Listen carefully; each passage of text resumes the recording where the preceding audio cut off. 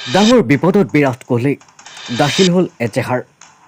বিশ্বকাপ জয়ৰ পিছতে কিং কোহলিৰ বাবে আহি পৰিছে বিপদ বৰ্তমান দেশত নাই বিৰাট কোহলি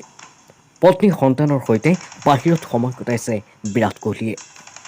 কিন্তু তেওঁৰ ৰেষ্টুৰেণ্টৰ মেনেজমেণ্টে ঘটালে ডাঙৰ কাণ্ড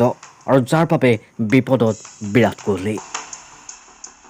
বেংগালুৰুত সকলো ৰেষ্টুৰেণ্ট নিশা 1 বজাৰ ভিতৰত বন্ধ কৰিব লাগে কিন্তু কোহলিৰ ৰেষ্টুৰেণ্টৰ বিৰুদ্ধে নিশা বহু পলমকৈ খুলি ৰখাৰ অভিযোগ উঠিছে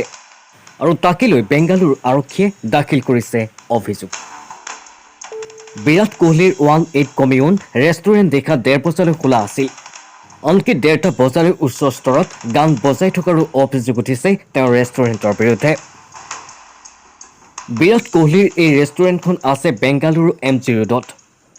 সেই অঞ্চলৰ একাধিক ৰেষ্টুৰেণ্টৰ বিৰুদ্ধে নিৰ্ধাৰিত সময়ৰ পিছতো খোলা ৰখাৰ অভিযোগ উঠিছে আৰু যাৰ ফলত প্ৰতিখন ৰেষ্টুৰেণ্টৰ বিৰুদ্ধে অভিযোগ দাখিল কৰিছে আৰক্ষীয়ে দিল্লী মুম্বাই পুনে আৰু কলকাতাত আছে বিৰাট কোহলিৰ ৰেষ্টুৰেণ্ট যোৱা বছৰ ডিচেম্বৰ মাহত উদ্বোধন হৈছিল বেংগালুৰুৰ কোহলি ৰেষ্টুৰেণ্ট ৰত্নম কমপ্লেক্সৰ 7ম মহলাত আছে এই বিৰাট কোহলিৰ ৰেষ্টুৰেণ্টখন উল্লেখ্য যে ইয়াৰ পূৰ্বেও কোহলি ৰেষ্টুৰেণ্টক লৈ বিতৰ্ক হৈছিল সেইবাৰ এজন ব্যক্তিয়ে অভিযোগ কৰিছিল যে তেওঁক দক্ষিণ ভাৰতীয় পোছাক পিন্ধি অহাৰ বাবেই ৰেষ্টুৰেণ্টত সোমাবলৈ দিয়া হোৱা নাছিল